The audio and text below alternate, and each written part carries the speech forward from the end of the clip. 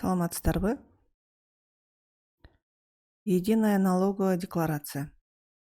Декларация Wildberries'те иштегендер үчүн, анан ИП менен иштеген болсоңуздар, сиздер 1-майга чейин декларацияны тапшырыңыздар керек.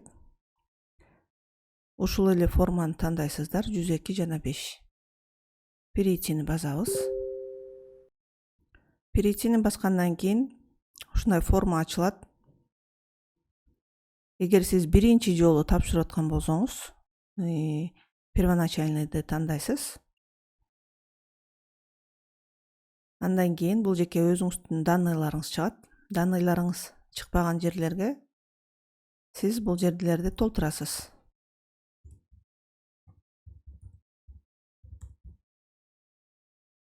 Почтовый индексиңизди жазасыз, адресиңизге жараша почтовый индексти Google'дан таба аласыз. Жана бул жакка полный адрестерди жазасыз. Андан кийин налоговый период 2024 өзү автоматически чыгат. Метод ведения бухгалтерского учета. Единый налог менен иштеп атканга байланыштуу бул упрощенный учет болот.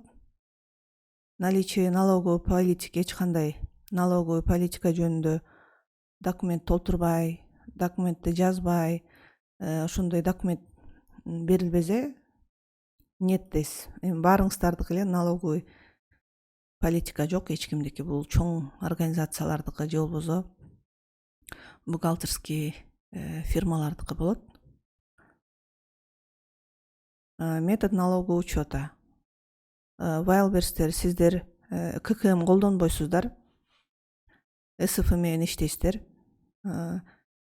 Канча сиздерге товар келсе, сизге ошо СФ жазылыш керек өзүңүздөргө. Андан кийин сатылган товар боюнча сиздер обезличенный лицого, то есть маркетплейске СФ жазышыңыз керек. Ошон үчүн ошонун негизинде сиздердики метод начисления болот. Андан кийин раздел 2 налог на прибыль. Бул жектен эч нерсениздин кереги жок. Так, подоходный налог. Булар автоматически өзү чыгып жатат, бирок буларды өчүрүп коюшуңуздар керек. Анткени эгерде мисалы үчүн үй сатсаңар же машина 1 жылдын ичинде алып сатсаңар, ошолордун 10% подоходный налогун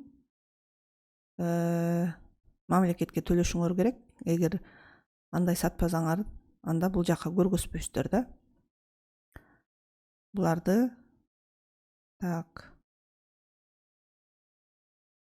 Бул 5-чи приложениеде экен.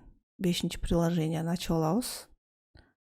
Бизге керектүү приложение бул 3, 5 жана 7. По порядку кете берели. Так, единый налог. Эгер Wildberries'те иштеп сиздер единый налогду иштеп жатсаңыздар, ушул разделди толтурасыздар.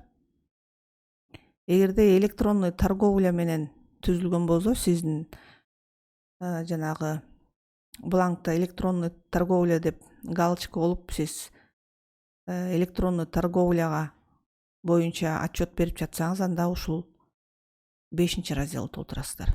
Азыркы учурда единый налог менен иштейт, ошон үчүн 2-чи разделди толтурабыз. Выручка.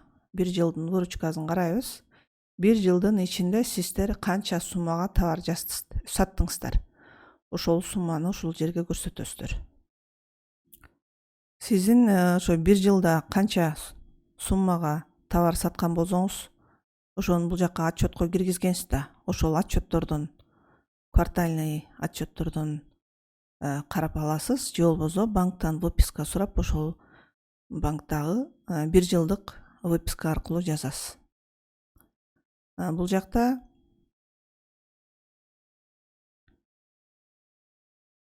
эң биринчи кварталды ачып аласыз. Анын ичинде канча выручка болгон, канча налог төлөгөн, ошонун суммасын көрсөтөсүздөр.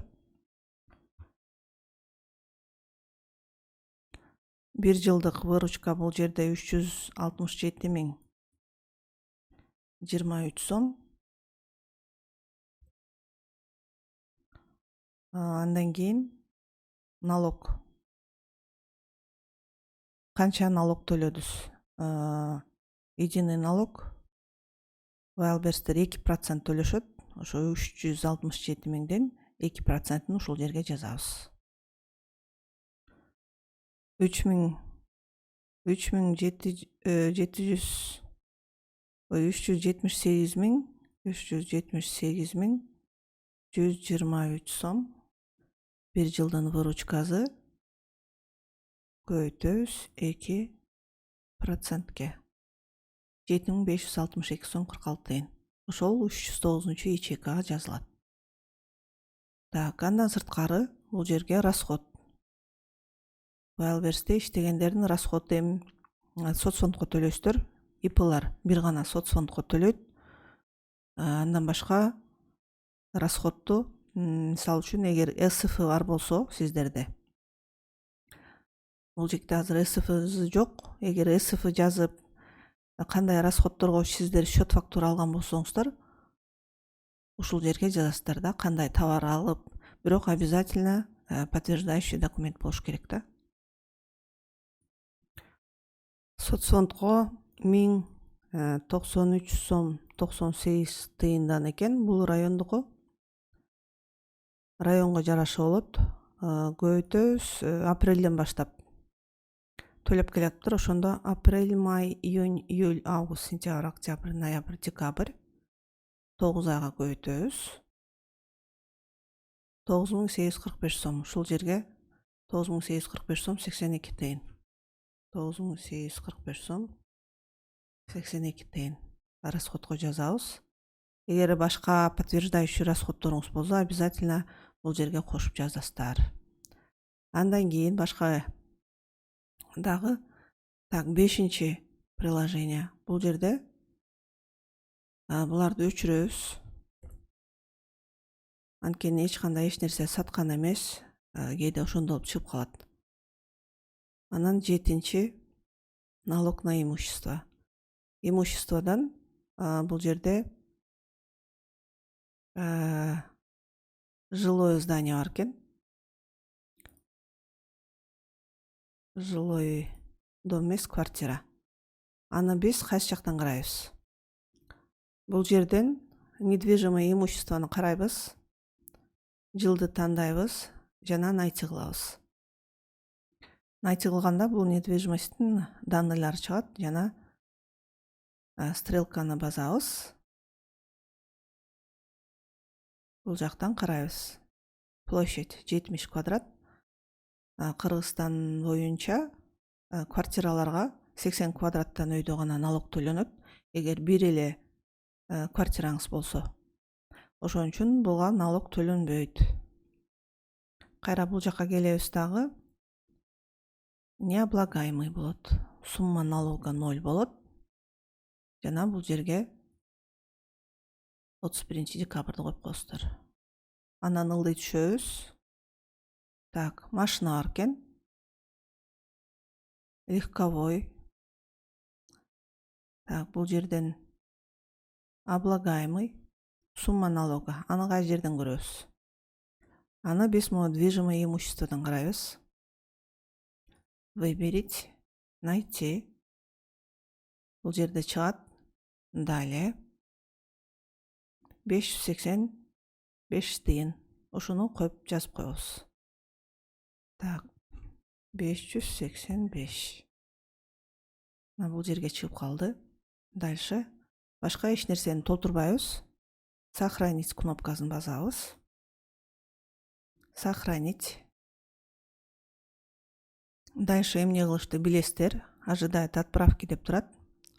Действие деген кнопканы басып, отправить ГНС. В обработке деп чыгат. Бир нече убакыттан кийин бул принят болуп калат.